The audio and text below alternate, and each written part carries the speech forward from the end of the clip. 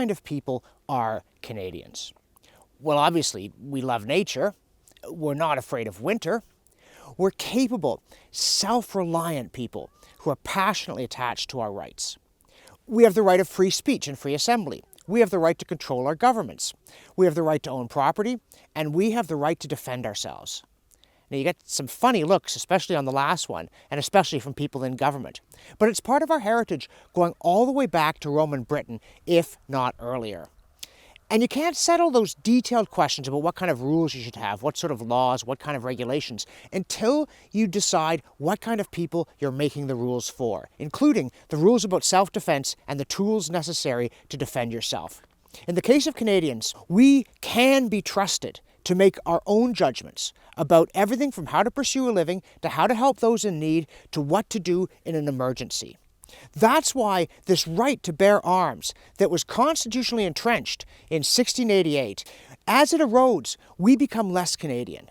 Canadians are capable and self-reliant people who can be trusted, far more than governments can be trusted, to make judgments about what needs to be done and how it needs to be done. We've always been that way, and the more we lose that, the less truly Canadian we become, no matter what the climate looks like.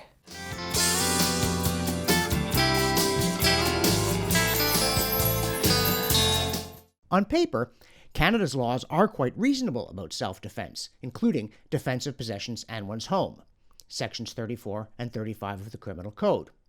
But the state enjoys wide discretion in interpreting the law, and often subjects people to painfully long, grueling, and expensive court proceedings if they do exercise their legal rights.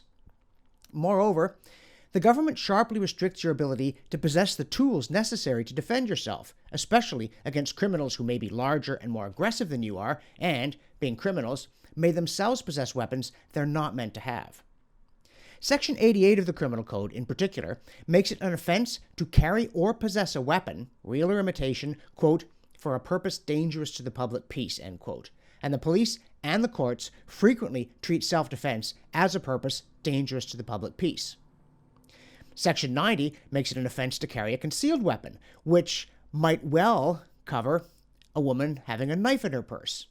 Moreover, Section 91 flatly forbids you to have all sorts of weapons at all, including pepper spray, if the purpose is to protect you from, say, a rapist. And the list of such prohibited weapons is determined, thanks to Section 84, by regulatory fiat, not by elected lawmakers, except, oddly, in the case of switchblades. But in thus depriving us of the ability to defend ourselves, as though it were some sort of affront to the dignity of the state if we looked after ourselves, our governments are acting against a long and time-tested Canadian tradition.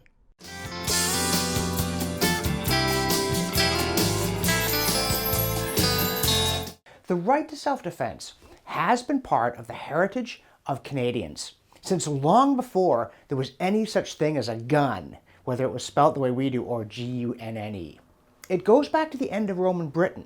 It was prized by people like William Blackstone, as well as such iconic Canadian figures as William Lyon Mackenzie, Sir John A. Macdonald, and Louis Riel. But before we look at that history, we need to confront a paradox in the modern attitude toward the past. Until fairly recently, it was taken for granted that Canada had been, by and large, a success, that it was our traditions and habits that had made us prosperous, dynamic, open, tolerant, and a bulwark of liberty in the global struggles against tyranny in the 20th century. But lately, there has been a very different understanding of history as a kind of grande noirceur, a nightmare of racism and sexism from which, in James Joyce's words, we struggle to awake. And to those who hold this view, and it's a surprisingly prevalent one in Canada's elite nowadays, if something is demonstrably a part of our history, that doesn't make it a source of pride and strength. It makes it a source of shame, something to be rejected. These are people who don't want mentions of the War of 1812 in the Citizenship Guide, who are ashamed of the victory of liberty under law at the Plains of Abraham. But they don't come right out and say, we don't like our past. It was that way, and that was bad. They try to substitute a kind of fake history where we were collectivists, where we never had the watch and ward, where the citizens were not essentially responsible for policing and skeptical of an armed state. And that is a false history, as well as being, frankly, in my view, an uninspiring one. What we're going to look at in this documentary is the real history of Canada. And it's not perfect. There were times when we did not live up to our ideals, particularly on matters of race. But this is our heritage, whether it made us great or whether it prevented us from being great, whether we can only truly become a worthwhile country when we turn our backs on that heritage is a separate question from what our history actually was. This is our history. The right to bear arms has been a part of it from time immemorial. And whether you like that or dislike it, it is dishonest or feeble-minded to deny that this is our past. And it's puzzling too, because if you do not admire at least one of William Lyon Mackenzie, Louis Riel, and Sir John A. Macdonald, it's very hard to see in what sense you consider yourself a proud Canadian. Yet every one of these men was passionately attached to this right to bear arms that came out of our British legacy of freedom. We're now going to take a look at our real history, including, critically, the right to defend ourselves.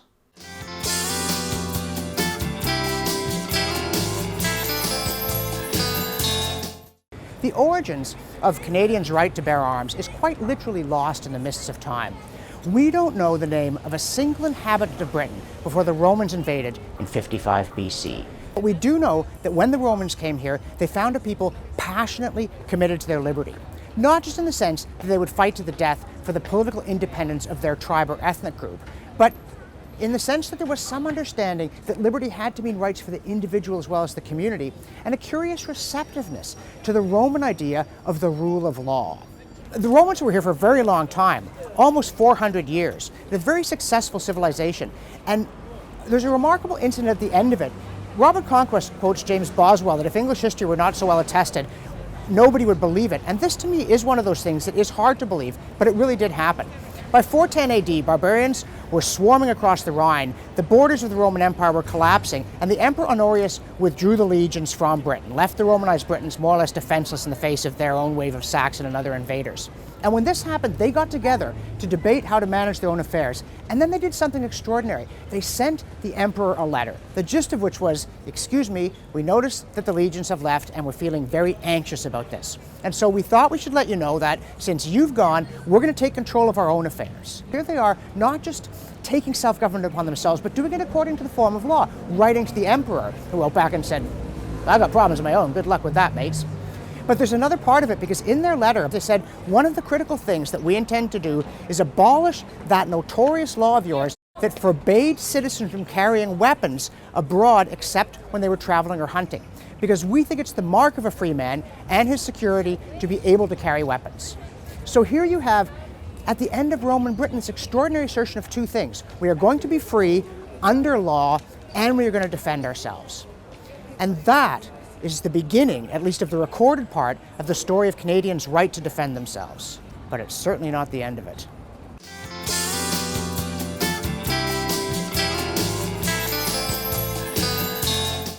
In a way, it's odd that there be a statue of Boudica, or Boadicea as the Romans called her, here in the heart of London, given that her main claim to fame is that she burned the place down in the time of Nero.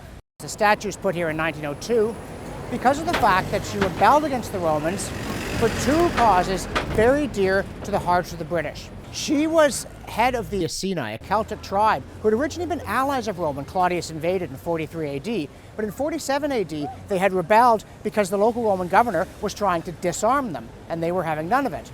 Though they were defeated, they remained independent until Boudica's husband died, at which point the Romans seized the kingdom, had Boudica flogged, had her daughters raped, and then began extracting huge sums of money under the pretense of collecting loans that hadn't been loans in the first place or else hadn't been wanted.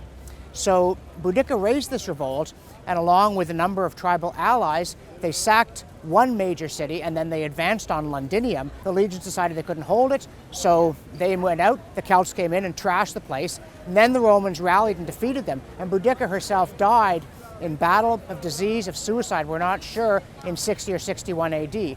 But she became a hero, particularly to the Victorians, because of her insistence on these central British rights, not to be robbed by your government and to retain the means by which to repel attempts by your government to rob you. And that's why, despite having once set it on fire, she now has a statue right here in the centre of London, just opposite the Houses of Parliament.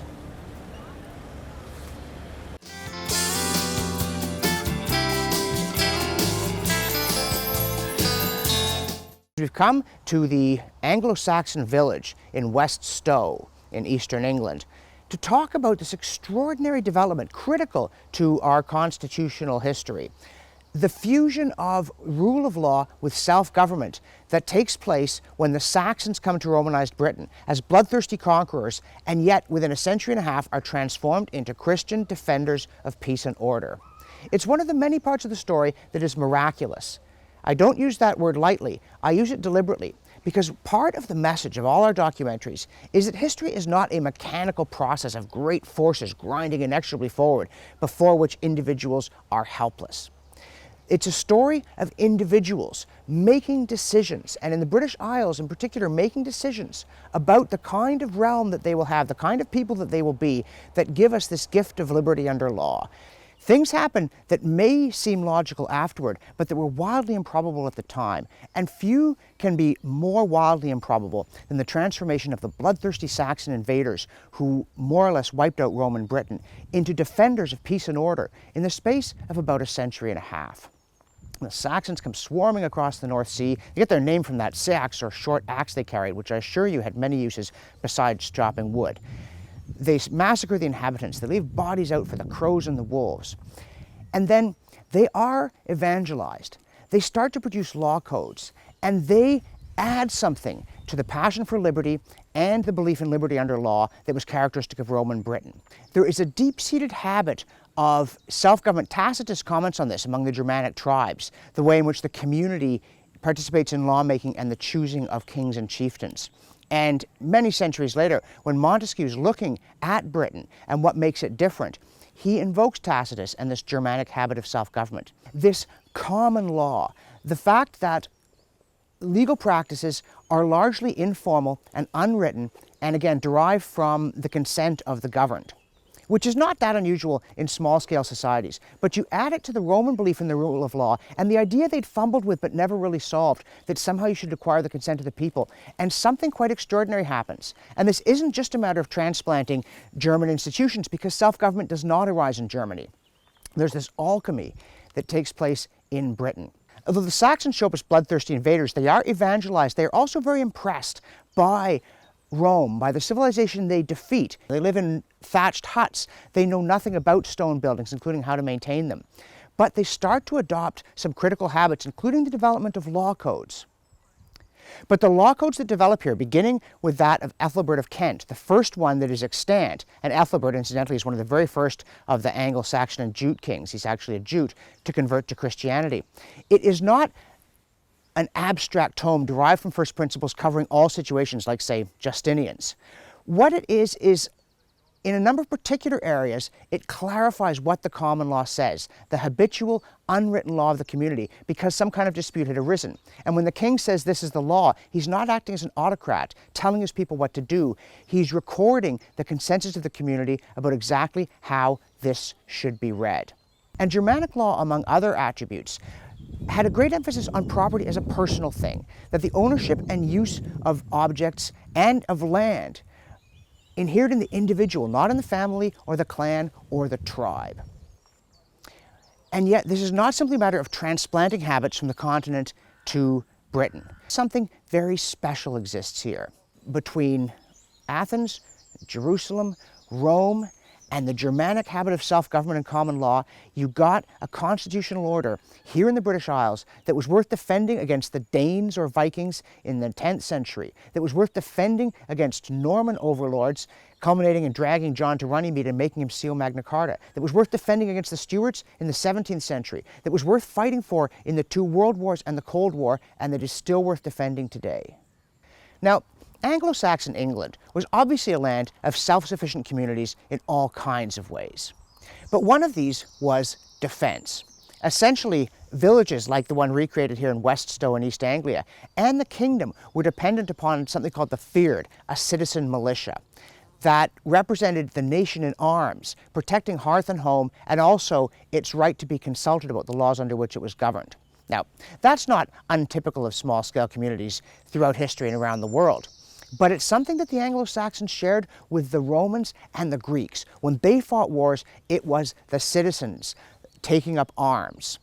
And it's something you don't find in the Persian Empire. It's something you don't find in France under Louis XIV. It's something you don't find under Philip II in Spain.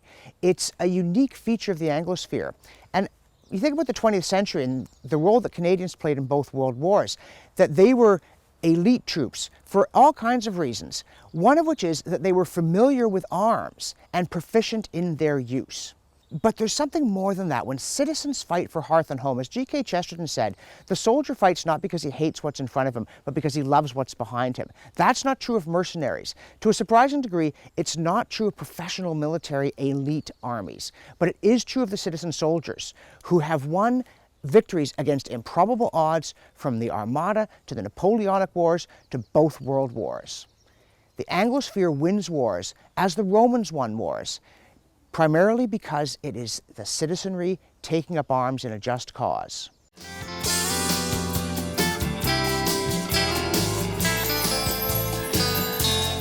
The right to bear arms remains important both in practice and as an emblem down through the years. When the Normans invade England, they certainly have ideas about bringing the populace under control that are dangerous to freedom, so much so that ultimately John is dragged to Runnymede and forced to seal Magna Carta by an armed citizenry. But it's also noteworthy that there's still slavery in Saxon England. It's gradually dying out, but it persists into Norman times. And there's an elaborate ceremony if you choose to free somebody. It's quite similar in England to the same practices on the continent, with one critical difference. In England, when you free somebody, one of the emblems of it, part of the ceremony, you give them arms. You couldn't have a clearer statement than that free men have the right to be armed, and that being disarmed means you are no longer a free man. All I have to say is Sherwood Forest, and right away you see him, clad in Lincoln green with his merry men and his trusty longbow, Robin Hood, perhaps meeting here at the Major Oak, already reputed to be a rallying point for the merry men when it was described by Major Hayman Rooke back in 1790. It's an incredible tree, something like 33 feet around, probably weighs 23 tons. Its canopy extends over 90 feet. Its estimated age between 800 and 1100 years. But the tree is nothing to the figure of Robin Hood, his enduring appeal in books, in movies, in popular culture, played by actors from Douglas Fairbanks to Kevin Costner. He's already mentioned in medieval sources. He's in Piers Plowman. But why? What makes Robin Hood so iconic? Why is he the archetypal Englishman? Because when oppressed, he resists, and he resists effectively. The longbow is a critical part of the story. And Robin Hood's longbow reminds us of an important point about the right to bear arms. It's not about guns. They get most of the attention in the modern world because, of course, they are the most effective weapon for personal protection as well as for military purposes. But back in the 14th century, it was the longbow. Before that, it was the pike staff or the sword. And the right to bear arms meant that whatever you needed to defend yourself against criminals, against invaders, even against your own government, if it turned on you, you had the right to own that weapon. And you think of Robin Hood, he's such an icon, not despite being armed, but because he is armed. And Robin Hood is an outlaw, but he's only an outlaw because the government has become oppressive. He struggles against tyranny, dreaming of the return of good government. He does not want to be king, he wants good King Richard back. Now, Richard I is actually a rather implausible figure to be the center of your hopes for good government. He was pretty much as bad as his brother John, just less dangerous because he wasn't around a lot. And in fact, the real Robin Hood didn't live in the 12th century. So I've never quite gotten over the fact, we learned in a first-year history course, Legend, Myth, and History, that whereas there is an actual historical figure at the center of the Arthur legends, this leader of the Romanized Britons after the legions leave, there is no actual Robin Hood. Or rather, there are all kinds of Robin Hoods. You know, he's now associated with Sherwood Forest, and Sherwood Forest is incredibly lush. What a great place for the merry men to hide. I used to wonder how you'd conceal yourself among tree trunks, but I'm telling you, in this place, you could be 7 feet from the Sheriff of Nottingham, and he'd never know you were there until you jumped out at him. But there are plenty of other places in England where Robin Hood could have been. It used to be a kind of cliche saying in English courts when your adversary was wandering too far from the point, you'd say, Robin Hood in Barnesdale stood. And Barnesdale's in South Yorkshire. Robin Hood could have been in the West Country. He could have been anywhere, because Robin Hood is the spirit of English armed resistance to tyranny. Remember, Robin Hood, despite what some people say, does not steal from the rich. He is not a precursor to Karl Marx. What he does is he takes back from the rich what they have stolen from the poor, and he gives it back to the poor. And eventually, the legend in its mature form, set in the time of Prince John, waiting for good King Richard the Lionheart to come back from the Crusades, he becomes a Saxon, Robin of Locksley, dispossessed by these autocratic Normans who are stealing from the English their birthright of liberty. So he's connected with the struggle for Magna Carta. Interestingly enough, the longbow is a tip-off that if he had existed, he wouldn't have lived in that time, because the longbow's not that important a weapon in the 12th century. It really becomes significant in the 13th and 14th centuries, to the point that Edward III actually bans football because it's distracting people from archery practice. Now, football, of course, to the British is soccer to North Americans, but soccer back then was not the civilized game that it isn't today. It was a kind of cross-country brawl in which the inhabitants of two villages would try to kick an inflated pig's bladder all the way to the other village and then into their church. Hundreds of people were involved. There were no rules. Mayhem was common. Injury, even death, was not unknown. But the English knew, even then, not to shoot at one another while playing it, because they might be lethal while engaged in sports, but they were responsible citizens. They were people whose king trusted them to go armed, in fact, insisted that they go armed. It was, from the time of Henry III, a legal requirement that able-bodied people have weapons. If you were rich, you had to have proper mail and a horse. If you were merely well-to-do, you better have at least a sword and an iron cap. If you were a serf, at least have a stabbing thing, a scythe. Anything will do. If the English were dangerous to one another in a sporting event, when they handled weapons, they knew how to respect them, and they used them to protect one another, to rally to the defense of their homes, their community, and at need, their kingdom. That's why kings insisted that the subjects be armed. As late as the time of Henry VIII, there's a rule that every family, when a son reaches the age of 7, they must provide him with a bow and 2 arrows and make sure he knows how to use them. If they don't, they get fined 6 shillings and 8 pence a month, and that was a lot of money in those days. So yes, Robin Hood, though he never actually existed, has existed throughout English history in the person of the common people, determined to have their rights, understanding that to have your rights, you must sometimes defend them, not just against criminals, but against tyrannical governments like that of King John. And on down through the ages, the Stuarts, the threat of foreign invasion. The English are ready with the weapons their government has encouraged them to possess and know how to use. And that is why the English have remained free. The idea that they couldn't be armed appealed only to those who did not want to respect their rights. As the late George Jonas once said, "Show me someone who doesn't respect the right to self-defense, and I'll show you a friend of the Sheriff of Nottingham." That is part of the English heritage, and it's part of our heritage too. In times of danger, we rally to this day at the Major Oak.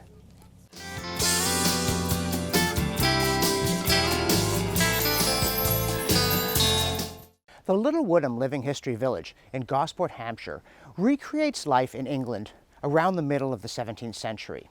A life that in fact had changed surprisingly little since medieval times. For instance, the production of tin in England in the reign of King James was much as it had been in the reign of King John. A lot of people don't know that. But the Industrial Revolution and all the changes it would bring was still more than a century in the future. And the reenactors here give remarkable demonstrations of all kinds of aspects of life in those days, from the weaponry to the forge. But have you ever asked yourself how, at this period when the population of England was largely rural, was law and order maintained?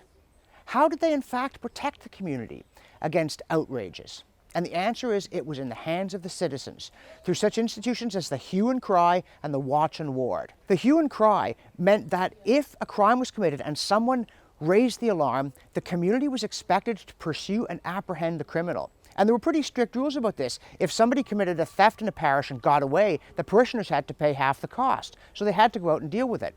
The watch and ward meant that able-bodied citizens were expected in cities and towns to take their turn standing watch during the night and also keeping an eye on things during the day, and those who couldn't do so were expected to hire substitutes. And they were expected to provide arms suitable for doing so. And did the average Englishman have weapons? Oh yes, he did. Woodbury Hill, northwest of Worcester, is just one more ordinary piece of incredibly impressive English countryside. And it's important to our story because here on March 5th of 1645, about 1,000 very impressive ordinary Englishmen gathered to take a stand in defense of their rights, weapons in hand. They're part of the so-called Clubman movement that grew up during the English Civil War in response to depredations by both the Royalist and Parliamentary army. Soldiers were roaming the countryside, confiscating grain and wagons, taking money, molesting women, threatening anybody who tried to stop them. And so you get this, at first, informal movement, but increasingly organized by local gentry, or, as here, the local parson, spreading to 15 counties, involving tens of thousands of Englishmen rising up in defense of their rights. There's a third force wearing a white ribbon. At one point in Hereford, about 12,000 of them got together. They actually besieged the city in protest against the Royalists, essentially taxing without representation. And some of them had horses. It was the whole community in arms, rich and poor. They were called the Clubmen because many of them had nothing more to fight with than a club or a scythe. But it's estimated that perhaps a third of them did have firearms. Gun ownership was very widespread in 17th century England. And it's revealing, for instance, that the group that gathered here were royalist. Around Worcester, this is definitely royalist territory, had been since the time of Magna Carta and before. So they professed their allegiance to the king, but they sent their declaration to the High Sheriff of Worcester, talking about they're facing utter ruin from the taking of possessions, from the molesting of our wives and daughters, from threats to the security of our person. In short, saying, we're loyal to you, but if you don't respect our rights, we will fight you to the death.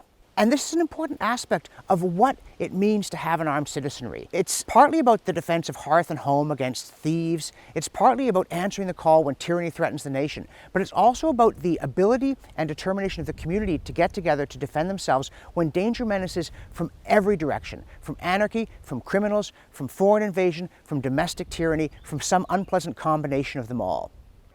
So yes, the inhabitants of villages like this would have been ready to fight, both against crime and if called upon in service of their country. And that's another important part of our story, because it was actually in the 17th century when the Stuart kings start trying to take away the right of Englishmen to maintain the army themselves as a militia, to create a standing army answerable to the crown, to establish an effective monopoly on gunpowder. And this arouses the opposition of the citizens immediately and permanently. And it's a very important check on state power. For instance, Charles I is trying to wage war against the Scots using a militia army that doesn't sympathize with his cause, and they won't fight. He therefore needs money. He has to summon Parliament again. So self-government through the parliamentary institution is intimately linked to the fact that Englishmen have the right to bear arms and keep their government on a short leash using it. After the Civil War, with the Restoration, Charles II again tries to establish a standing army, and there are papers, anonymous ones, in the records of his government laying out a kind of blueprint for establishing absolutism in England. And one of the critical points they make is that the government must secure a monopoly of weapons. And Charles and then his brother James II do try to do this. They do create a standing army, small by our standards, but alarming to Englishmen. They do quarter it, that is, they force ordinary people to keep soldiers in their homes, which again is a major source of friction. And they try to get sufficient revenue that instead of being dependent upon the people for armed force, both domestically and in foreign wars, they can oppress the people, governing, as one critic said, in the French fashion, by an army. But the people won't stand for it. When there are edicts trying to disarm the populace, they won't do it. Even when Catholics are suspected of fomenting subversion and there are moves to disarm Catholics, all they do is take away excess guns. It said, well, of course they get to keep weapons for defense of their house. And then when the alarm passes, the confiscated arms are returned to them. And when you get to the Glorious Revolution, and you get the Bill of Rights, one of its complaints against James II is that he maintained a standing army and that he billeted it in our homes. And this is an outrage. Of course, the Bill of Rights also says that the citizens have the right to keep arms for their defense. And by the way, a draft of the bill said for their common defense, and the word common was stricken from it. It wasn't just acting at the behest of the state, but as individuals they had this right. And incidentally, Magna Carta also contains complaints about John having mercenaries in his service, and he promises to get rid of them. When the Glorious Revolution is done and the English are back in control of their affairs, it is a commonplace, as William Blackstone says, when he lists all those securities for the rights of Englishmen, finally he says there's the right to own arms, because that is the ultimate resort when the government will not respond to the legal limits on it, is that the people are armed and the state cannot overpower them. So yes, the people here were armed. They trusted one another. They relied upon one another. They were confident in one another's abilities, including the ability to use weapons responsibly. And that is a critical part of our heritage in the 17th century, the 18th century, and into the 19th.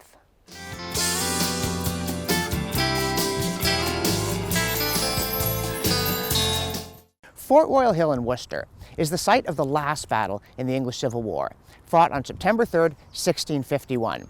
It was here that Cromwell's parliamentary forces decisively crushed the troops supporting the would-be King Charles II, who watched the battle unfold from the tower of Worcester Cathedral, and he was forced to flee to France. More than a century later, in 1786, two future American presidents visited the site, John Adams and Thomas Jefferson.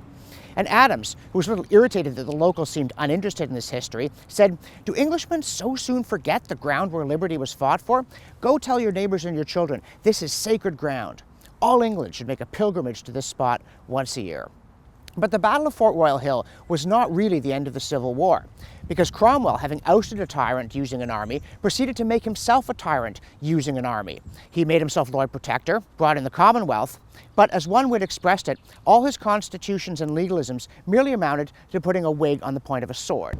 And when Cromwell died, the Commonwealth collapsed, and the Stuarts were invited back with a promise to respect the rights of Englishmen. But the Stuart kings were not men of their word. The Stuart queens were a lot better that way. And thus it was that in 1689, James II was chased out by a nation in arms with remarkably little bloodshed. Or on the coast of Kent, near Faversham, is pretty much the end for King James II in the Glorious Revolution. He had fled from London, threw the Great Seal into the River Thames in a gesture of irritated contempt, boarded a ferry at Faversham to try to get to France, was seized by some sailors who thought he might be a priest in disguise, and dragged ashore here, somehow having acquired a bloody nose along the way.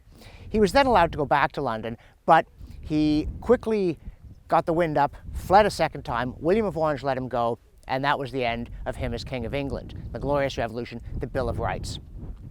And looking back on these events, there is a remarkable consensus. Jean-Louis Delhomme talks about the fact that although the English have all these formal rights, they are only useful while government proceeds in its normal course. What happens if the king should essentially put himself outside the Constitution? And Delhomme said the answer is clear. The English have the right to resist, the English have the means to resist.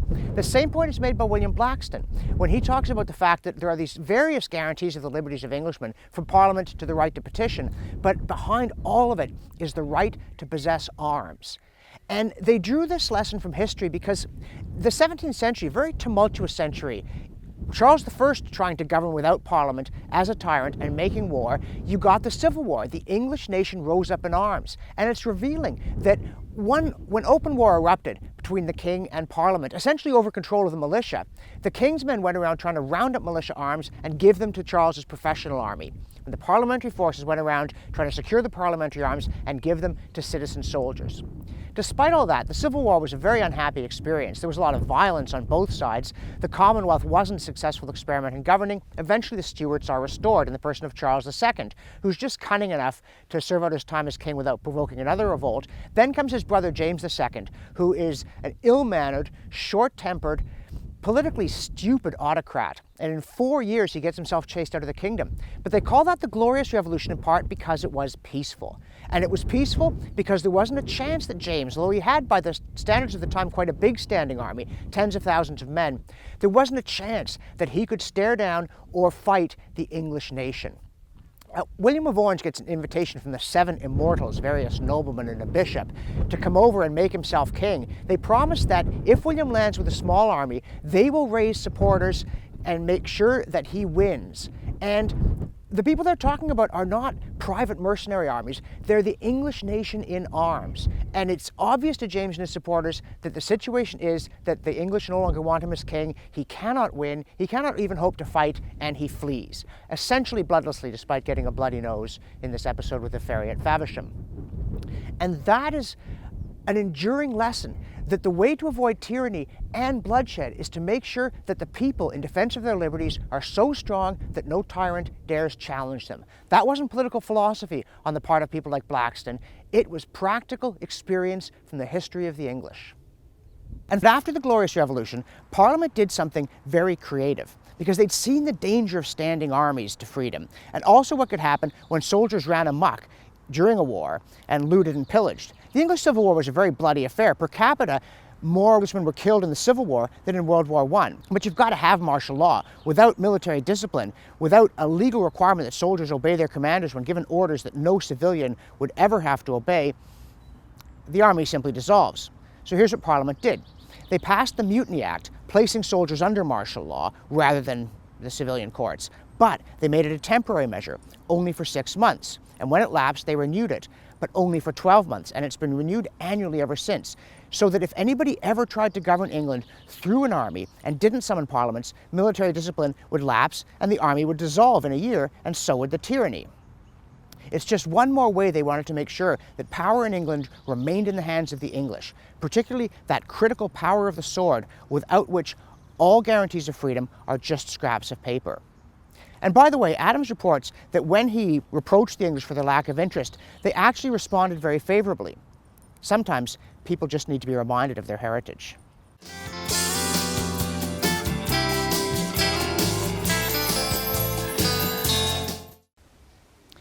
Here in the churchyard at All Saints in Rington, Somerset, a plaque marks the birthplace of its most famous son, the philosopher John Locke, who was baptized here in 1632.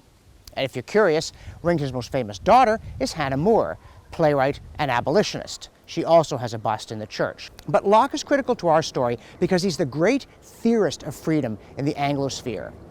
The British had been free from time immemorial. They had been free as a habit. And Edward Coke is the great explicator of the practice of liberty, how it functions in the courts. But Locke is the one who comes and gives it a theoretical foundation. He's actually in exile until the Glorious Revolution. After James II is booted out, William and Mary come in. Provided they accept the Bill of Rights, Locke can come back and publish his famous second treatise on government. And if you're curious, what about the first treatise? Well, it is a refutation of the theory of the divine right of kings. It's almost unreadable today because nobody believes that stuff. If you want to see a man give a flying body slam to a disarticulated skeleton, I recommend it. Otherwise, it's the second treatise that should command our attention. Because Locke analyzes from first principles, from a state of nature. A condition, it's not a Hobbesian feral war of all against all. Locke believes that moral law still applies in a state of nature, that we still have rights. The problem is that we have no effective way of securing them. That's why we enter into societies and create governments. And it's interesting because Locke's fundamental analysis, he starts with self-ownership. We own ourselves. We have rights just because we're human. We have the right to life. We have the right to liberty. We have the right to think and speak freely. This is now so broadly accepted that it can sometimes be hard to focus on the details. But Locke does so with some somewhat archaic prose, and he spells choose, C-H-U-S-E. You've got to love that. But I would defy anybody who does not believe in limited government and liberty to try to take Locke on first principles. He starts out by saying we own ourselves. We own our own bodies. We own our time and our labor. And therefore we own the things that we make with our time and effort, provided we don't use force or fraud to deprive other people of things that are rightfully theirs. We can exchange things freely, provided that they belong to us. And, crucially, we have a right to defend ourselves. Because what can it mean to say that you own your own body if you're not allowed to stop somebody else from cutting bits of it off? It starts in a state of nature. If someone attacks us to steal our food or to do us in, we're allowed to fight them off, with our hands if necessary, with a club if we have one. But then when we enter into society and government, we delegate the right of self-defense. But we don't give it up. We just delegate it. We say to the state, we expect you to protect us. We expect you to maintain an army and fight off invasion. And if you need the services of citizens to come to us and enlist us in that effort, we expect you to have law courts and enforce prohibitions on crime. And if we go to the sheriff, we expect him or her to listen to us and issue a writ and to have the mechanisms of justice operate. But if the state cannot help us, or will not help us, if there isn't time to summon a policeman, or if the state is indifferent to our safety, according to Locke, this inherent right reverts to us. Locke says very clearly, couldn't be clearer, self-defense is a part of the law of nature, nor can it be denied to the community, even against the king himself. So, we may defend ourselves if the state does not defend us. We may defend ourselves from the state. And I say again, if you don't accept Locke's analysis, what is your view of our relationship to one another and to the body politic? If the state should deprive us of our liberty, deny us the right to free speech, steal our property, imprison us or those we care about without due process, are we to stand by helplessly? Or suppose that we are attacked and the police cannot get there in time. May we not defend ourselves? Shall we say that this other person is entitled to make what use they will of our body? Or do we still have that right of self-possession and the right to defend it? And if it's the latter, can we only defend ourselves with our own meat? I mean, the Discovery Channel did say that the deadliest weapon in history is the human body and the brain attached. But if we own ourselves and have a right to preserve ourselves, does it not follow that we are entitled, if our life is in danger or we are faced with crippling injury, we are threatened with sexual assault, that we can pick up a stick and hit the person to make sure they stop, or a wrench, or anything that may be necessary to ensure that our theoretical right to protect our own bodily integrity is guaranteed in practice. The Canadian Charter of Rights and Freedoms, it promises us security of the person. What does that mean, if not that when no other help is available, we are entitled to help ourselves with whatever means necessary? Is this just some privilege granted to us by the state to be withdrawn at its convenience? Or is it something that comes out of the law of nature? I think almost everybody today would agree that human rights inhere in being human. It's why we treat everybody decently. We do not discriminate on the basis of race or physical handicap or anything, because everyone is valuable just because they're a person, an individual with the same rights, that same self-ownership, that same inherent importance that we all have. But if that's the case, if you accept that analysis, how can you deny us the right to defend ourselves against a threat from wherever it comes? By delegated means, if that works, but by our own hand, if that's what has to be done.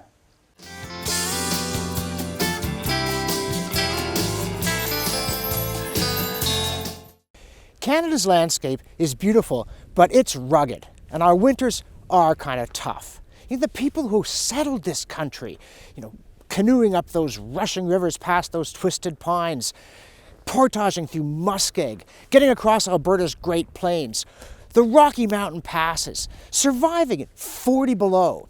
And I'm not just talking about the Europeans. Think about the first settlers of this country, the Aboriginals come across from the Bering Strait. These people were tough as nails. They didn't have nails, but they were tough as nails. They were equal to any occasion.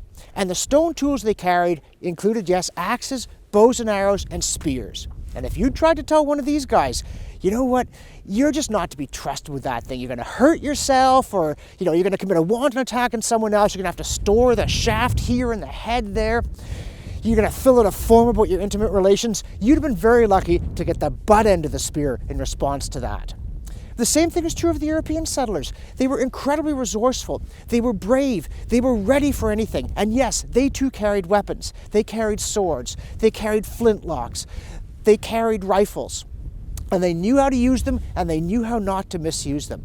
That is the kind of people Canadians are, however they got here. And that's why they should be trusted with the tools necessary to deal with any emergency.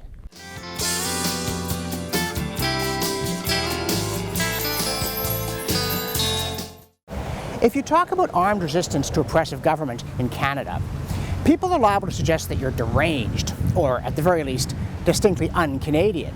Sure, the British may have had to take up arms to preserve their liberty. The French may have had to fight to try and get it. And we all know the American Revolution. The battles at Lexington and Concord that triggered the American Revolutionary War happened because the British authorities were trying to confiscate the colonists' weapons in order to continue taxing them without representation, denying them jury trials, and taking their property. But that kind of thing doesn't happen here. This is Canada. Our heroes are William Lyon Mackenzie, a newspaper publisher who denounced the family compact in Upper Canada, or Louis-Joseph Papineau, who was the Speaker of the Assembly of Lower Canada and who struggled against the Chateau clique. But Papineau also founded a paramilitary organization called the Société des Fils de Liberté, and he raised an armed revolt against the British authorities because they wouldn't grant representative government in Lower Canada. And when William Lyon Mackenzie heard about what was happening here, he raised an armed revolt in Upper Canada. Yes, that's right.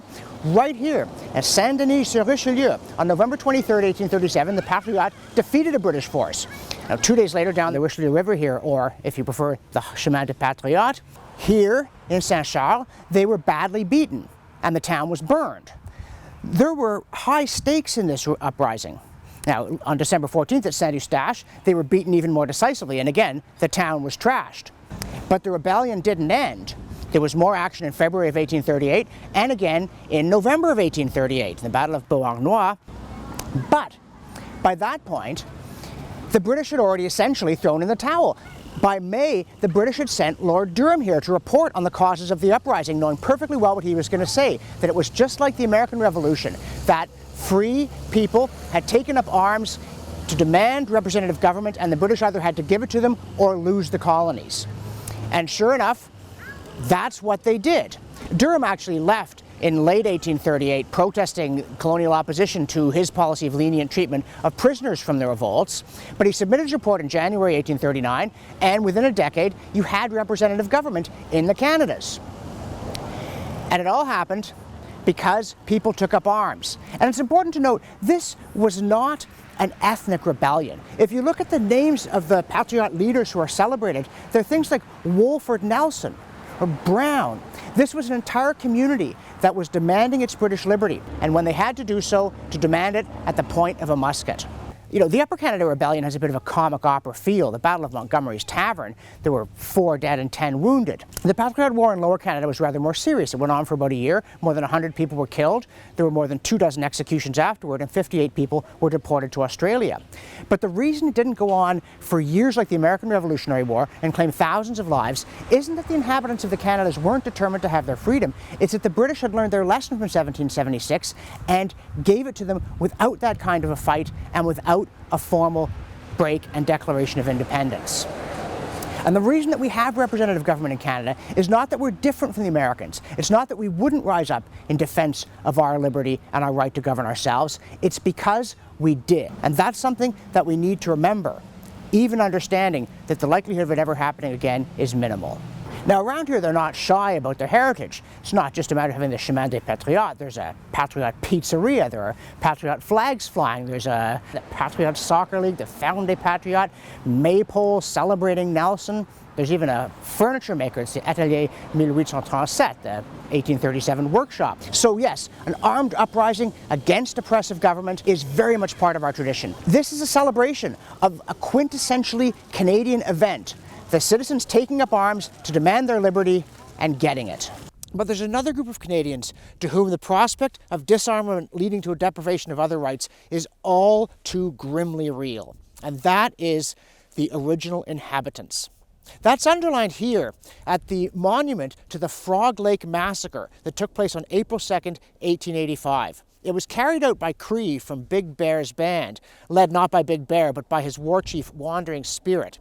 You see, Big Bear had signed a treaty with the Canadian government, but he didn't want to. He didn't trust the Canadian government. He warned his fellow chiefs not to sign, but after they did, the buffalo were dwindling, his people were starving, he felt he had no choice. But he thought the government was out to swindle him, and he was not wrong. After he signed the treaty, they're looking around for a place to settle on a reserve, which he didn't want to do. He didn't want his people caged in some small patch of land, deprived of their traditional lifestyle. In the meantime, they were going hungry. And when the Cree heard about Riel's rebellion and that Poundmaker was advancing on Battleford, some of them thought this is the moment. They attacked the town of Frog Lake looking for supplies, looking for arms. They took a number of people hostage, including the Indian agent Thomas Quinn, who was starving them. And they ordered the hostages to come with them to their encampment. Quinn flatly refused. They shot him through the head. At that point, things got out of hand. 8 more hostages were killed, including 2 priests. And the government cracked down. 5 of the leading organizers of the massacre were hanged. Big Bear himself was tried and convicted of treason. He went to jail for 3 years, though he wasn't involved in the massacre. He had been working to put together Cree resistance to the Canadian government.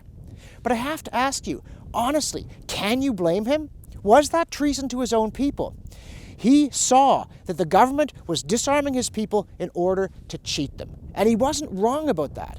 Now, I'm not justifying the massacre. It was an act of wanton cruelty, and it did their cause no good. But the fact of the matter is, if you're looking for people who understand that being disarmed is often a prelude to having your other rights taken away, look no further than the original inhabitants of this country.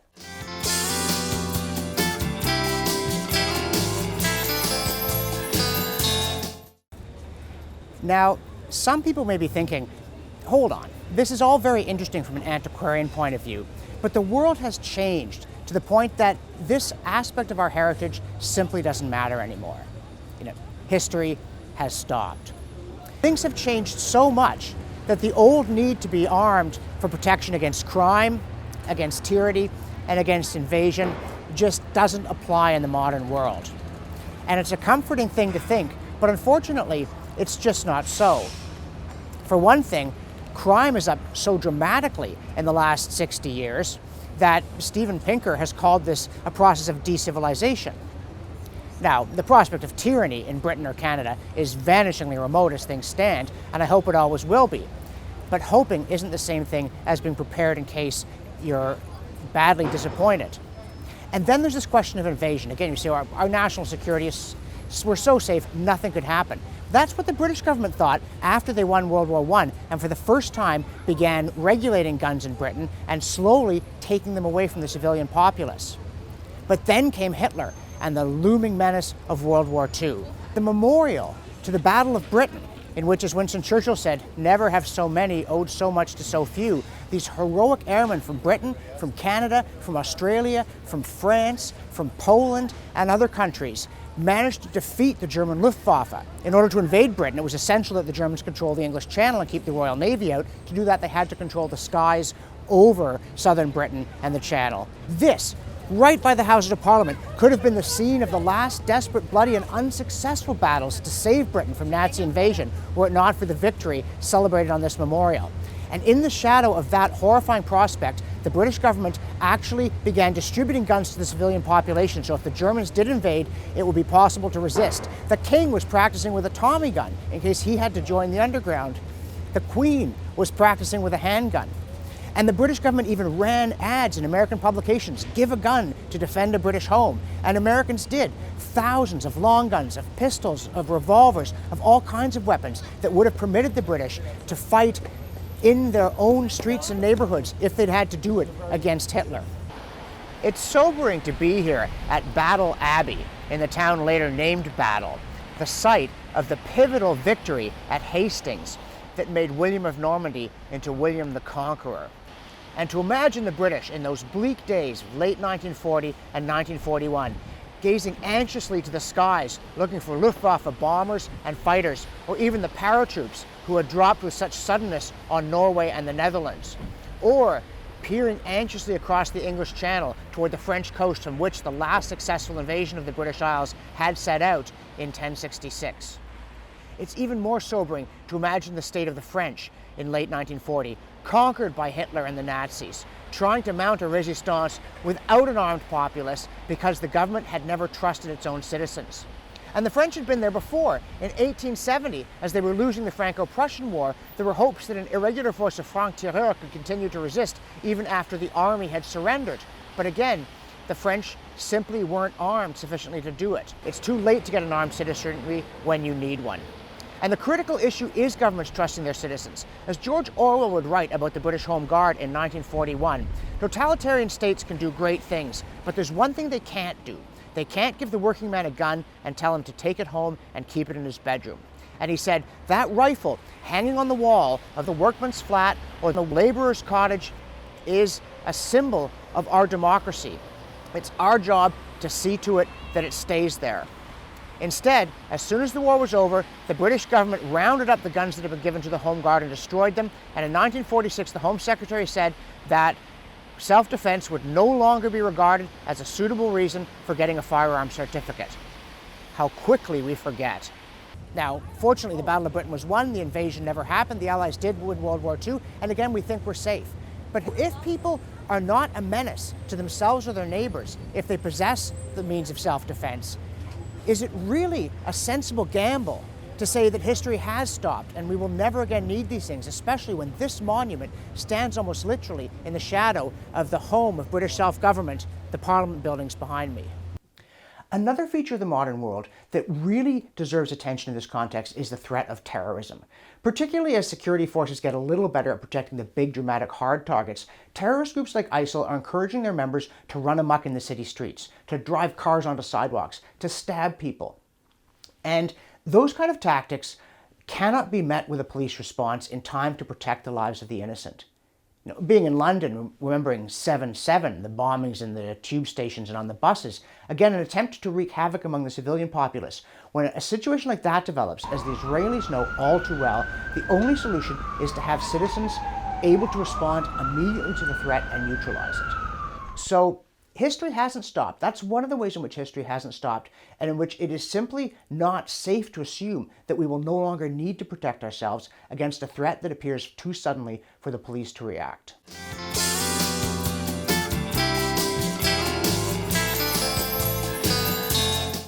All this history is very interesting, maybe even inspiring. Perhaps it's quaint. But you can't just let people walk around with weapons all the time. I mean, look at the United States. Almost the only country in the world that takes seriously the idea that people have the right to bear arms. And they've got this sky-high murder rate. Their own president says so, and he says it's because they've got all these guns, especially the handguns. So to address this argument, we have come right here to the belly of the beast. That's right, Vermont. And don't let these bucolic vistas fool you, or the fact that Barack Obama beat Mitt Romney here by 35.5 percentage points in the last election. Sure, this state hasn't sent a Republican to Congress since 2001, but they did elect a socialist to the Senate, Bernie Sanders, in 2007. However, the place is bristling with guns. It's estimated that more than 40% of the people in this state own firearms. 7 in 10 homes in Vermont have a gun in them. So you can imagine the lead must just be flying in this place, right? Well, in fact, Vermont does have nearly 10 murders a year, and 2 or 3 of them involve firearms. But that's it. If you look at violence in the United States and you look at firearms violence, you quickly discover that it is not by any stretch of the imagination evenly distributed, nor is it correlated with gun ownership. As a matter of fact, if you look at the statistics, this famous evidence-based decision-making, you see that the rate of legal gun ownership and the rate of gun crime simply doesn't correlate, either within the United States or internationally. Washington, D.C. is far and away the highest murder rate in the United States, and yet they had a complete handgun ban until recently. And when the Supreme Court struck that down, the city still wouldn't issue permits to people under reasonable conditions. Same thing is true of Chicago. It was illegal to buy a handgun in Chicago for many years. And even though you can now do it, getting a permit is incredibly cumbersome, and very few people do it, especially among the poor. Whereas in Vermont, gun license? No such thing. Concealed carry? Anybody, U.S. citizen or an alien who's allowed to be in the United States, can do it. They don't need anybody's permission. The Vermont Constitution, going back to 1777, says that the people have the right to carry weapons for personal protection as well as defense of the state. So this is a constitutional carry state. Anybody here can pack heat. But they don't shoot one another. Guns aren't killing people in the United States. People are killing people. And guns save lives. It's a great tragedy, as a matter of fact, that in a number of dangerous parts of this country, it's very hard for law-abiding poor people to get hold of firearms. Criminals? Well, just the same way they get drugs, they get firearms on the black market. One thing is true about the United States. A much higher proportion of its murders are committed with firearms than in other countries. But the United States does not have an unusually high murder rate. Globally speaking, it's at about half the world average. And its statistics are more reliable than in a lot of places. There are all kinds of countries with much tighter firearm restrictions in the United States that have a much higher murder rate. Russia, for instance, the murder rate is 3 times as high. And there are plenty of places in the world where there are tight restrictions on guns, and yet the gun murder rate is a lot higher than the United States, particularly in Central and parts of South America. Because it's not law-abiding people who commit murders. Guns do not unleash the deadly passion that burns in all of our hearts, but we don't act on it for want of a suitable instrument. If people want to kill one another, they can do it with knives, with frying pans, with baseball bats, or with illegal guns. Because criminals don't obey the law when it comes to guns, just as they don't obey the law in other ways. To say that the United States has a high murder rate because of the prevalence of gun ownership is demonstrably false. Does anybody come to Vermont and quake with fear that they're going to be gunned down in domestic dispute, bullets are going to come flying out the living room window. It's going to be a drive-by shooting, some random act. No. The bucolic appearance is real here because the people who own guns in Vermont are responsible gun owners, and responsible gun owners do not murder one another.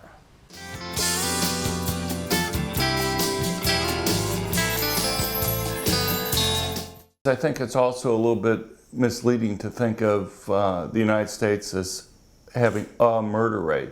About 75% of the murders in the United States take place in about 3% of the counties. About 70% of the counties in the United States have 0 murders.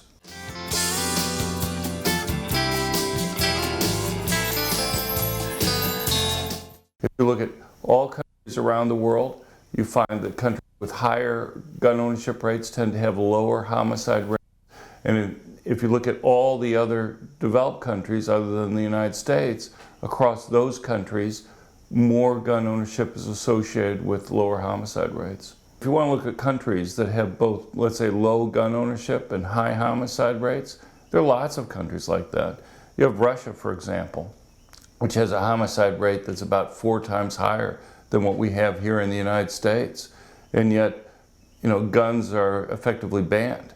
You have Brazil, which has a gun ownership rate of maybe about 2%, which regularly has a homicide rate that's about 5 times, 6 times higher than what we have in the United States. So you look other countries like Switzerland, for example, has traditionally had one of the lowest homicide rates in Europe, and yet they have gun ownership rates that are similar to or higher than what we have here. Israel, which probably has one of the lower homicide rates in the world, has gun possession rates. The government technically owns the gun, but people can go and possess the guns for decades, so effectively they own it.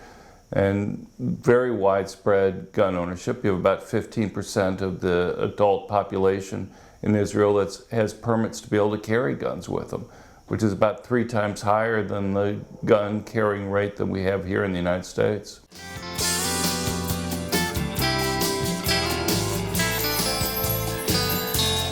A lot of the mass public shootings in Europe or around the world simply don't get attention. I mean, if you look at the worst K through 12 school shootings, 3 of the 4 of them have occurred in Europe.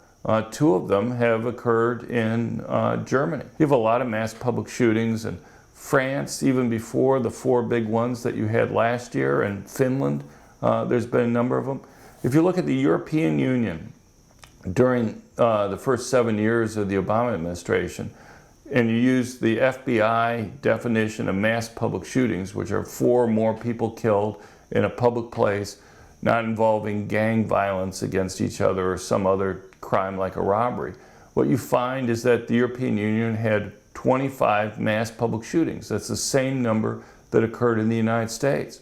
And if you look at the casualty rates for mass public shootings per capita, because you have to adjust for population, their casualty rate per capita is actually 50% higher for mass public shootings than what we have in the United States. France and the United States had 4 mass public shootings last year.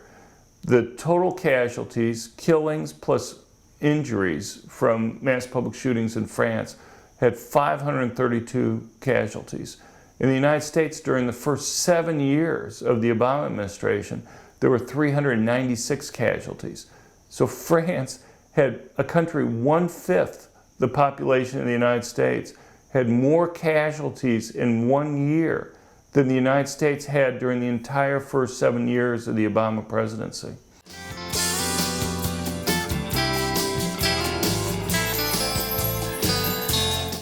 Canada does have some mass public shootings. It's a relatively low rate compared to a lot of countries. But Canada doesn't have as strict gun control laws as a lot of Europe. Most of Europe has much stricter gun control laws than you have in Canada.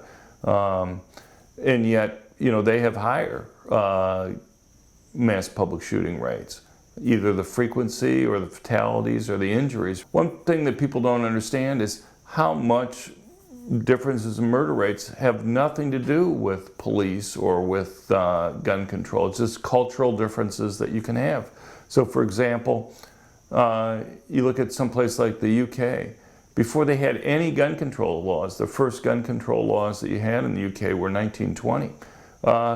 You'd find years where you'd have, like London, a city of over 8 million people, that you'd have 2 gun murders. Gun ownership extremely common. Probably the best way to look at crime is not to look across countries, purely cross-sectional data. A lot of people will compare the United States to the UK, for example, and they'll say the UK has very strict gun control, has very low gun ownership, and has a low homicide rate. And so they'll say that it must be the fact that they have the strict gun control. I would argue that they have a low homicide rate despite the fact that they have strict gun control. When they banned handguns in January '97, they actually found in the next 8 years that their homicide rate went up by about 50%. It only started to fall after that, after they had about an 18% increase in the number of police officers.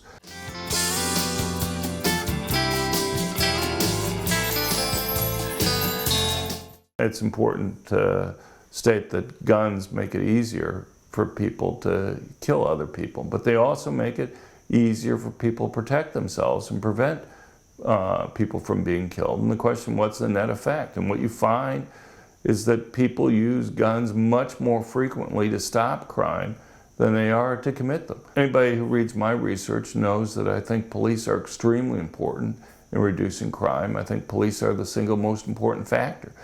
But if you look at surveys of police in the United States, they're probably the strongest supporters of private gun ownership of any group, because they realize that while they are important, they virtually always arrive on the crime scene after the crimes occurred. And one interesting thing to look at across countries or even across states in the United States is the rate at which burglars break into homes while the residents are in the dwellings.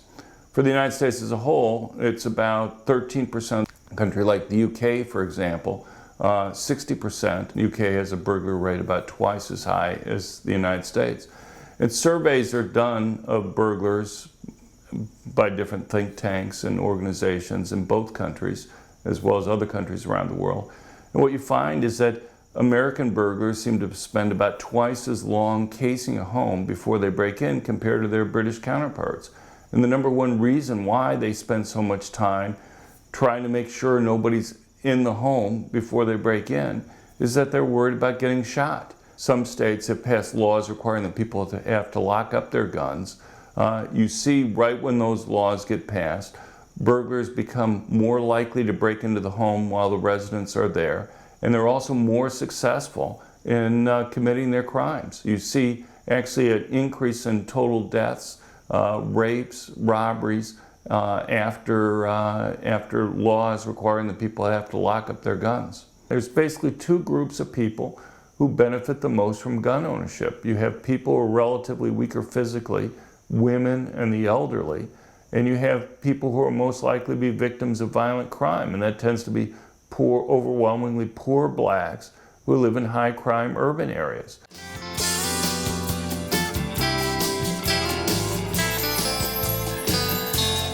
President Obama, for example, after each of the mass public shootings, the one law that he's called for every single time has been background checks on private transfers of guns. You look at all the research that's been done by criminologists or economists, and you just don't find support for the notion that having background checks reduces any type of violent crime rate. And there's a simple reason for that, and that is, just as people can go and get illegal drugs, which is very difficult to stop people from doing, simply saying, well, if we ban drugs, people won't get them. The same thing is true with guns. In fact, the very sources for guns in the United States are the same sources that you have for illegal drugs. If tomorrow I could click my fingers and cause all illegal drugs to disappear from the United States and all guns, I mean, how long do you think it would be before illegal drugs started coming back into the United States? If you're at the border, 20 minutes, a half hour, something like that. How long do you think it would take for the drug gangs to bring in guns to protect that valuable property? They'd bring them at the same time. It's not like a drug gang can go to the police and say, this other gang stole our drugs, can you help us go and get them back? The drug gangs have to set up essentially their own militaries in order to go and protect that extremely valuable property that they have. And the bottom line is that the same people that supply illegal drugs are the same ones that go and sell guns to people.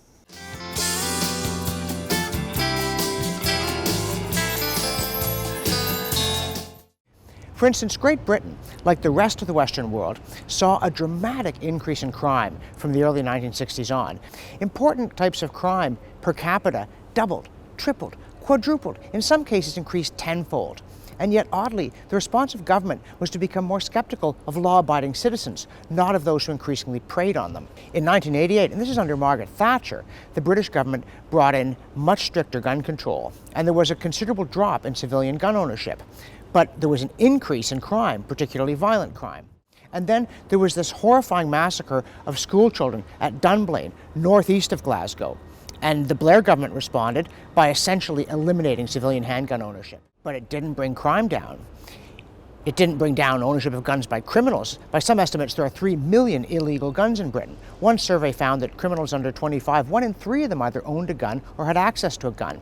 And one consequence of this, one crime that's much more prevalent in Britain than it is in the United States, is so-called hot burglaries. That is where intruders come into a home where there are people, because they're not afraid these people will be able to defend themselves. This kind of gun control doesn't contribute to public order. It doesn't contribute to public safety. It doesn't contribute to decency. If you believe in evidence-based decision-making, you would reject disarming law-abiding citizens. Instead, that approach remains popular here and in most of the Western world. Baker Street certainly has changed since Sherlock Holmes' time, and not entirely for the better. And so has Britain. Despite the words of the famous poem, it is not always 1895 here. Not so much because the fog no longer swirls against the windows quite so thickly, or because horse-drawn carriages no longer bring clients, but because Britons today are almost entirely disarmed. Possession of handguns is essentially completely banned. And yet it's not a safer country than it was in Victorian times when there was no regulation. In fact, in 1895, the British House of Commons expressly and indignantly rejected a bill to limit possession of pistols on the grounds that it was grandmotherly, unnecessary, and futile. And in 1903, they did pass a law saying that in order to buy a gun with a barrel under 9 inches, you had to be over 18 and not conspicuously drunk or insane. You also needed a license, but you could get that at any post office for 10 shillings. It was just a way to raise money. And the remarkable thing is that the Sherlock Holmes stories, in which, of course, the neighborhood still trades very, very heavily, Watson carries a revolver all the time, and Holmes will comment that a case might be dangerous. Do you have your revolver? And, of course, Watson will say yes. And to this day, people aren't shocked by that. They're not appalled. They don't think he should have to fill out a form or answer questions about his sex life. They don't think he's going to shoot Holmes or himself or Mrs. Hudson. Nor were they outraged that in the time in question, although London did have a professional police force, the police were not armed. The British back then were very skeptical, especially about a national police force carrying weapons. They associated it, and not unreasonably, with the worst excesses of the French Revolution, and later with the kind of secret police that you'd see in the Soviet Union. If there were going to be police, they preferred them to be local, and suppression of crime and self-protection was fundamentally a responsibility of the citizens. And this was just taken for granted in those days. The great Whig historian Macaulay, in the middle of the 19th century, called the personal possession of weapons the guarantee without which all the others are insufficient. The historian Gibbon was convinced that it's the key to self-government, is to be able to protect yourself against an overreaching state. This goes all the way back to Aristotle. And the funny thing is, I think this received wisdom of the Victorian period is still generally understood today. When people today read the Sherlock Holmes stories, they're not scandalized that Watson is carrying a weapon. They don't think he's a menace to himself or to his friends and loved ones. And in the BBC's update, Sherlock, very postmodern and psychological, and Holmes himself is almost unrecognizable as a high-function sociopath with all kinds of emotional issues. Watson is a veteran of the Afghan mission, but he still carries a sidearm. And when Holmes is menaced by a psychopath, Watson doesn't hesitate to whip it out and plug the guy. And there are no consequences afterward. Inspector Lestrade doesn't come after him to know, where did you get that gun? And the public in the show isn't outraged, and the public watching isn't outraged. Because we all understand, just as clearly as we did in 1895, that there is a time when you need a weapon and the authorities are either not there or not reliable.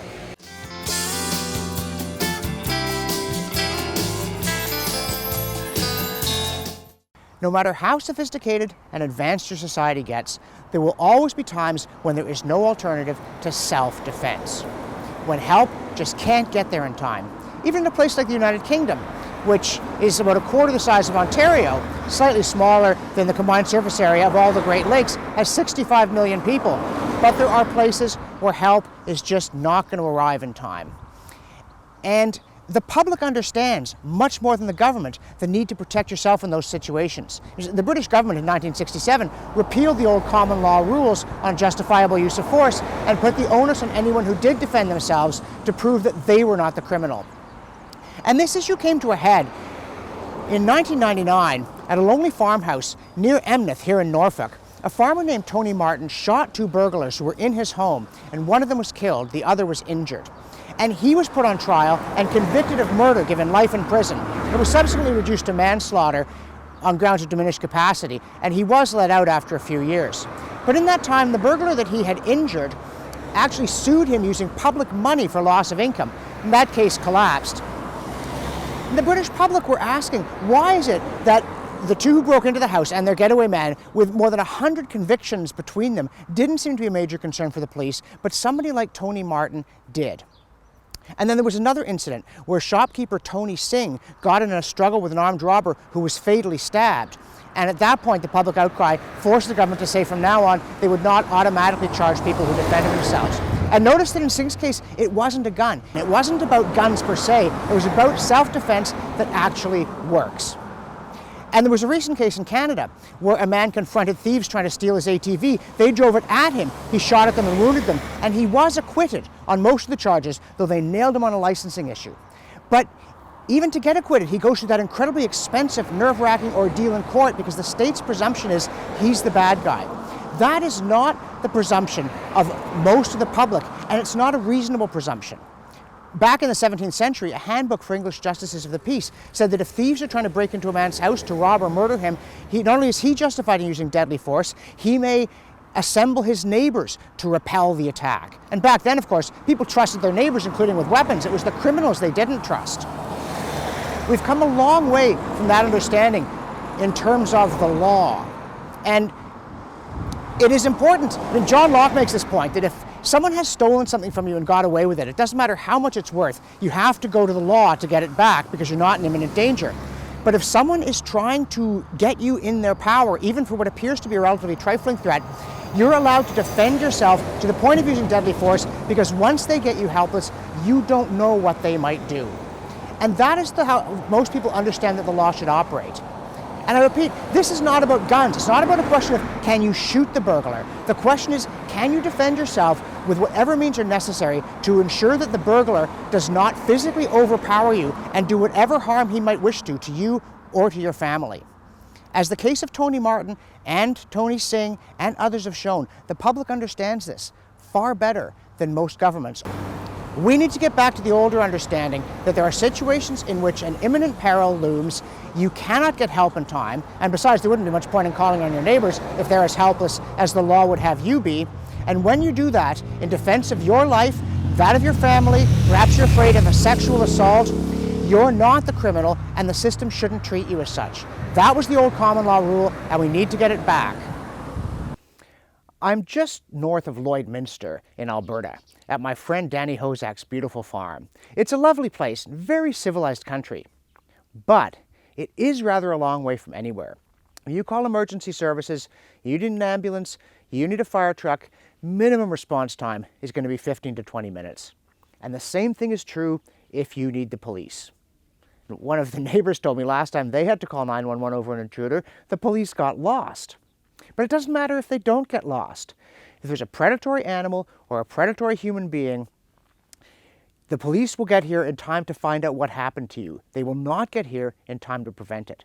And that's why people in places like this need firearms as tools to protect their livestock from coyotes, to protect their property from thieves, to protect their home and their family and their loved ones from intruders. And if you have these safe storage rules that say the gun's got to be here, the ammunition's got to be there, it's got to be locked up, a bunch of rules that make it virtually impossible to load a weapon and have it ready in time to deal with a threat, it's confiscation by stealth. It's making guns useless without just coming right in the door and saying, hand it over, we don't think you should have it.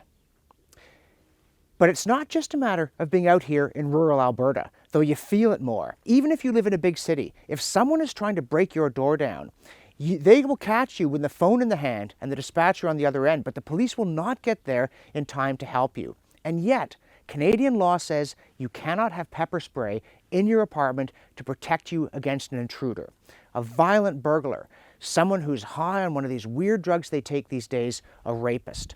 And they can get to you before the police can.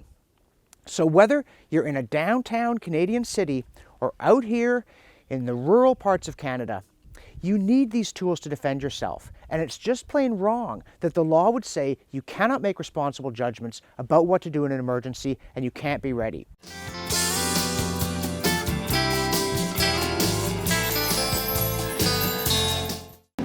For a graphic illustration, you need go no further than a lonely bus stop in the early morning hours, or an underground parking lot of the kind that you find throughout Canada's cities and suburbs. Is there a Canadian woman alive who doesn't feel a tightening in her throat if she's alone in a place like this and she hears the echo of footsteps other than her own, or sees a movement in the shadows, and puts her keys between her fingers or starts fumbling in her purse, perhaps for a pepper spray or a knife that's been given to her by a concerned husband or father-in-law, boyfriend or girlfriend? Help will not get here in time, even if someone hears her cry out or hears her car alarm. And yet if she's carrying so much as a corkscrew or a letter opener with the intent of defending herself, she's a criminal in the eyes of the law, and so is the concerned friend, relative, or lover who gave it to her. Why? Why is it not her choice what she should carry to deter an attack or fight one off if necessary? And the police may say, look, the assailant, if you carry a knife, is just likely to get it from you. But how are you worse off if he does than if he has the weapon he brought and you didn't have one to begin with? And why isn't it your decision? It's just not fair. Even if there might occasionally be an incident where a woman used pepper spray on someone who wasn't trying to attack her, how much fear and anxiety and how many attacks are successfully carried out because the law says a woman doesn't get to decide for herself what might make her safe as she goes about her business, including maybe going to work, shift work at some odd hour, and finding herself alone in a place like this with no help on hand and no right to protect herself. At some point, it is surely clear in places like Canada and Britain that there are vanishingly small gains to be expected by proponents of gun control from any further restriction on firearms in terms of reducing the crime rate, reducing the suicide rate, any of the other things they think might happen. Isn't it time just to come right out and say, as Alan Locke did, that you think only the state should be armed?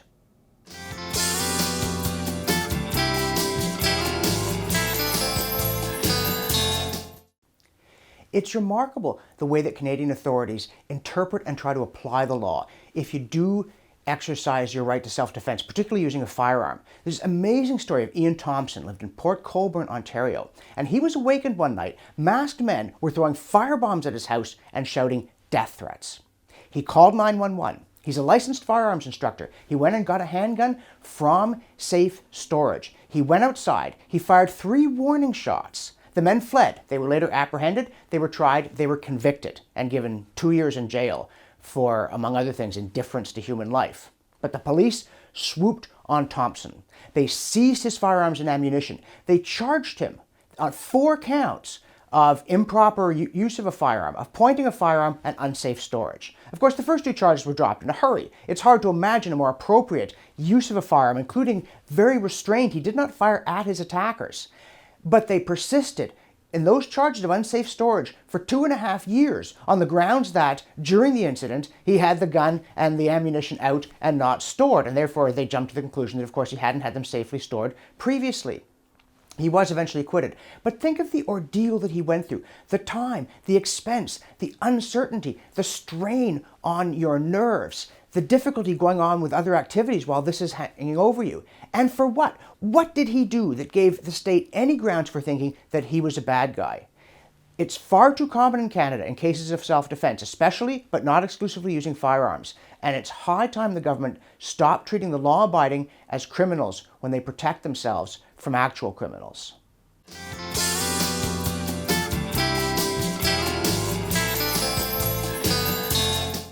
I've been running a gun business for almost 20 years. And it didn't take me long to start to realize that the overall theme or intent of these laws that we're being subjected to seemed to be of the intent to disarm the good Canadians of this country.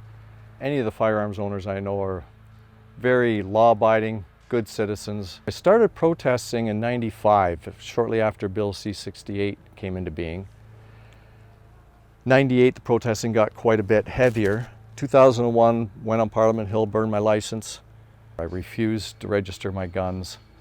I also refused to renew my firearms license and my business license at that time, partly because the authorities were telling me I had to become a police officer and investigate all my customers that come in and make sure that they were complying with this law that I don't agree with. The business continued, surprisingly enough, for almost 2 years before, just out of the blue, they decided to arrest me. I was taking my daughter to a gun show. I was helping a friend out at the gun show, and we were just there walking around through the gun show, and that's when they decided to arrest me and left my 12-year-old daughter abandoned and alone at the gun show. So she called my wife, who then abandoned the house, came down to figure out what was going on, and then they arrested my wife as well. So the house was now empty. They could proceed to do the search warrant on their own. When the charges happened and the big raid happened, it was a very stressful time for my family. I just kept thinking, well, they're going to realize who we are and that we're not murderers, we're not hurting anybody, you've not threatened anybody. I was even afraid at one point that my children would be taken from me because they made the comment and there were children present in this home that had firearms. And wow, yeah, it was a pretty emotional, stressful time. And I guess it continued for the next 10 years. What I thought would happen when I was challenging the law like this was that, worst case scenario, if I lost, I would be given a slap on the wrist and maybe given a fine and be sent home and they'd return all my property. I was a little bit naive. The judge made that quite clear during my sentencing hearing that he needed to make an example of me because this is not how Canadians are supposed to fight a law. I got 1.5 years in prison, plus 1 year house arrest when I got out. Plus they've seized all my property, lifetime ban on firearms, and they've taken away my ability to have a livelihood. That was a long ordeal. 2004, September 11th, 2004 is when I was arrested. 2007, we had our trial, finally, after many years of delays. 2008, I was sentenced, went to jail, we appealed. I was released on bail while we were waiting for our appeal. We went to appeal court, would be, I believe it was the fall of 2009. During the appeal court, I thought we lost miserably on all counts. But our lawyer pointed out that we did make a significant victory. The court finally agreed that them taking all of my property, the firearms, the ammunition, was a punishment. That was my life savings. So we had about roughly $150,000 worth of stuff they took. None of it was illegal, but they took it and they were going to destroy it. I don't have any money stored in the bank. I don't have a retirement savings plan. That was my retirement savings plan. Store up firearms, keep it as a hobby, and sell them off as I get older. And the court did reluctantly agree that yes, indeed, that was a punishment, but in my case, that was justified, I guess. They ruled that I would never get it back. And 2010, I had to go back to prison. That was September 2010. And then by January 2011, I was released on parole. We've had 2 lawyers die during the course of this case. Well, it's gone on for 12 years now. And we're still fighting for the House. The Government of Ontario, the Ministry of Attorney General, I think it was late 2005, decided they wanted to take my home because it was either an instrument of crime or proceeds of crime. I'm not sure which. They're being rather vague. This is 2016, and it was just a couple of weeks ago, mid-May, we signed an agreement with them to have the house released to us.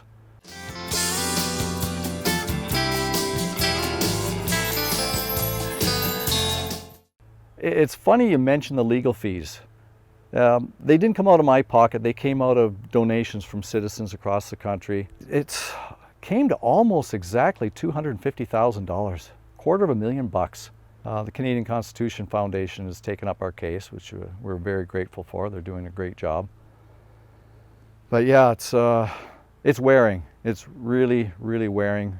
One of the things we were considering arguing is that we have a right to a speedy trial. We could have fairly easily at the beginning had this whole thing thrown out with just a minor slap on the wrist, but then we would have lost the constitutional challenge. We have a right to life. And what good is a right to life without a means to defend that life? We also have a constitutionally protected right to life, and it's stated in our Constitution that we adopted, the English Bill of Rights. We adopted that in 1867 when we became a nation. And the 7th article in the 2nd section states that the subjects may have arms for their defense. We brought up the 1689 Bill of Rights in court. The Crown laughed at it and tried to slough it off and move on to another point. It was brought up in the ruling to say that we did bring up that issue, but there was no reason for why it's not part of our Constitution right now. The Constitution's not here to protect the government, it's here to protect us. You would think there'd be some sort of at least a referendum by the general populace before an important right like this could be given away. If you look at my rulings, they totally ignored the constitutional issue that was at hand. Just says, nope. And the Supreme Court of Ontario, their phrase that I like to quote is, we disagree. That was their total extent of their scholarly input into this whole issue. They came into my home. They threatened our family unit by suggesting that my children shouldn't be present in such a home. If you're not a gun owner and you're afraid of guns, you don't like guns for whatever reasons, our situation should still matter to you, because you don't have to own a firearm for this to happen. A mere phone call from an angry friend can spur the same raid on your home, and you can still go through everything we went through. It was shocking that that could happen in our country. We have a right to own our firearms, a God-given right and a constitutionally protected right to own and use our firearms for self-defense. Don't be apathetic, don't sit back. If you see a good cause out there, if you're not brave enough to stick your neck out yourself, support the people that are brave enough to stick out their necks.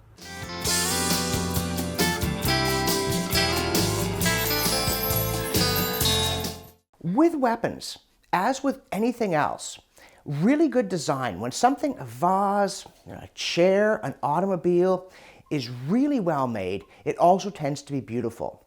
And the same thing is true of firearms. Once you get past that odd feeling some people have that weapons somehow inspire violence in us, and a kind of metaphysical squeamishness over the necessity of self-defense, both against individuals and against organized political violence, and regret at the necessity that we must kill in order to eat, you notice that they are marvels of engineering and of craftsmanship.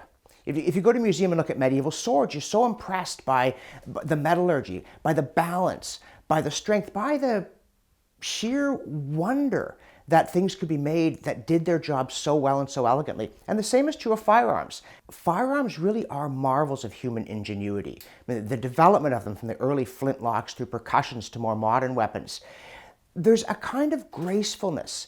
There's an astounding efficiency in the way that they're made. They really are beautiful objects, and as beautiful objects always do, they inspire the passion of collectors, comparing the finer points. We're privileged to be in the home of a collector and expert. Now, he's asked us not to reveal the location or his identity because he doesn't want burglars being aware that so many valuable things are in the house, nothing to do with any questions of legality.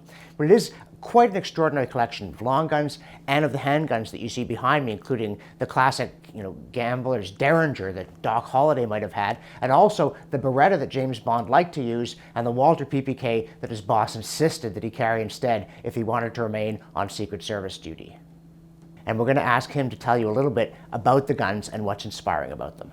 So what we have here is a cross-section of modern sporting guns. What you have in front of you is a Ross rifle. This is the sporting version in .280 Ross, made in Quebec City at the Ross Rifle Company. Originally, the Rosses were military firearms used by our troops in World War I in 303. They were wonderfully accurate, they were magnificently made, and they could not stand the rigors of war because they were just too tight. They'd get stuck. The dirt would get into the action, they'd block. However, as a .280 Ross sporting firearm, the caliber was magnificent. It was the high-velocity king of that era, the 1905-1910. Its demise came when somebody decided to use the very light caliber on Lion. It wasn't made for Lion. The Lion killed the guy, and the .280 Ross went into oblivion.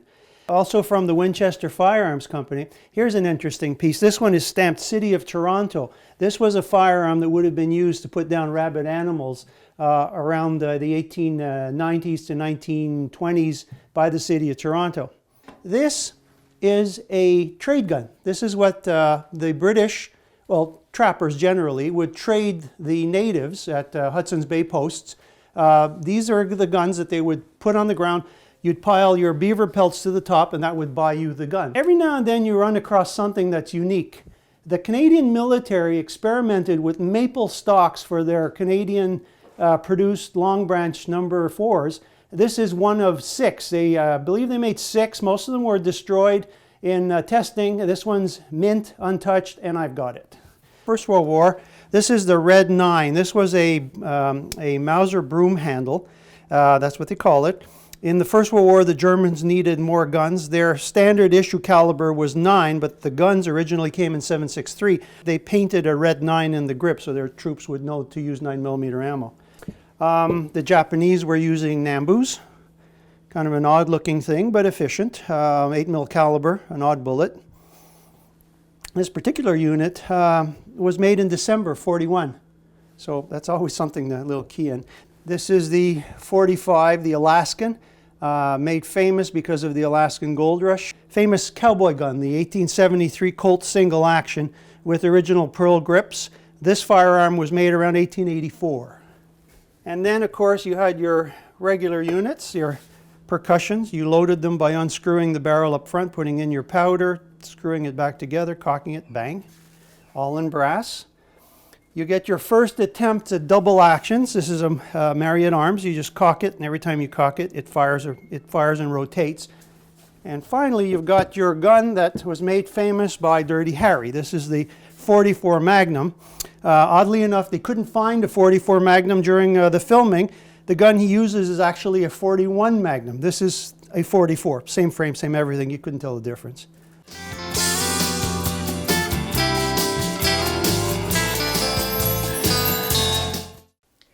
It's remarkable in Canada today how thoroughly this history has vanished, both in terms of the law about self-defense and about firearms, and in terms of popular understanding. Most Canadians would be astonished today to be told, and they generally are not told, that Sir John A. Macdonald strongly opposed gun control. For one thing, he said it was constitutionally entrenched right. The British Bill of Rights, 1689, we have the right to possess firearms. For another thing, gun control will just disarm the law-abiding. It will leave weapons in the hands of the rowdies. And federal Liberal leader Edward Blake was an even stronger opponent of gun control than Sir John A. Macdonald. Canadians have had guns from the beginning of European settlement here. They were common in the early 19th century. When you go to Black Creek Pioneer Village, you won't find them hanging over the fireplace anymore, but they were at the time. They were common in the late 19th century. They were common into the early 20th century. In one sense, they're still common today. Canadians do have one of the highest rates of private firearms ownership in the world, but they were far more normal back then. Before the First World War, Eaton's is advertising small caliber game rifles as the ideal gift for lively boys. Vancouver newspapers are running ads saying, "You will feel safe in your home or your store with one of our automatic pistols." There were some restrictions. We weren't meant to fire them off in crowded urban areas. You weren't meant to wave them around at polling stations. And periodically there would be temporary restrictions if the government was concerned about unrest in some area. And of course, Aboriginals were targeted. But for the most part, Canadians were not, although there were periodically proposals to go after other unpopular ethnic groups who were probably drunk to boot. It's really in 1920, on the basis of a spurious Red Scare and fears of these politically radical immigrants, that the government brings in strict licensing. It gets more strict. In the 1930s, both the Conservatives and the Liberals further tighten the rules.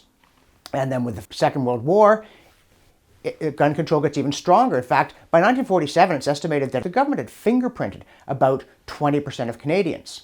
And of course, after the Second World War, the push to denormalize guns as well as to restrict access to them continues. It's funny, especially that, the 1960s meant to be this big people power upheaval, results in a state that trusts the citizens a great deal less, including in this area, and brings in gun control measures not in order to prevent guns from getting into the hands of the criminal element, but because the ordinary person isn't to be trusted with them. In the 1970s, the RCMP says that you can no longer register a firearm at your place of business, a handgun, and that protection of property isn't going to be grounds for being given a permit. Obviously, there's a great deal of detail to the story, and there's a good book on it, R. Blake Brown's Arming and Disarming, which I find remarkably fair-minded, given that he doesn't seem very sympathetic to gun ownership. But it covers the story from earliest days down to the present, to a situation in which you could have a Liberal Minister of Justice, Alan Locke, openly say that he came to Ottawa thinking that the only people who should have guns are agents of the state. By now, gun owners in a very real way are under siege because of this completely false conviction that the average person cannot be trusted with a firearm, and because of a long, slow, successful effort to restrict access and to denormalize it, to the point that we've forgotten that our heritage as a proudly free people has included from the earliest days that we had the right to arm ourselves for defense of our country, for defense of our community, for defense of our property, and for defense of ourselves.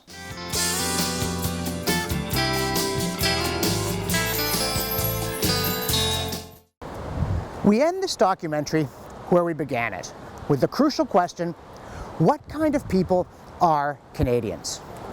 Would anyone, including politicians seeking our votes, care to deny that we are capable, resourceful, determined, dynamic individuals, able to make big decisions about how to earn a living, how to raise our families, and how to deal with emergencies, including those that threaten life and limb, the security of the person, without which all other rights are worthless?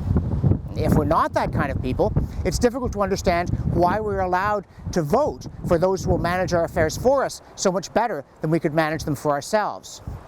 But if we are, it has implications for policy in all kinds of areas, including that critical right to defend ourselves and to possess the tools and to make judgments about the tools necessary to exercise that right. And it's not just about policy, it's about the fundamentals. It's about understanding how the Canada that we love was built. We would not have tamed half a continent, created an open, welcoming society, and been a bulwark of liberty in the great global struggles against tyranny in the 20th century if we had not been, quite literally from time immemorial, the kind of people who insisted that our governments trust us, who trusted one another, and who trusted ourselves, including with weapons. This is our heritage. It is a wonderful heritage. It has created the Canada that we love today. And if we want that country to remain worthy of true patriot love, then we must preserve that heritage, including that emphasis upon individual rights, the right of free speech and free assembly, the right to own property, the right to choose and control our governments, and the right to possess and use weapons to defend ourselves, our homes, our communities, and our nation. This is who Canadians have always been, and this is who Canadians must continue to be.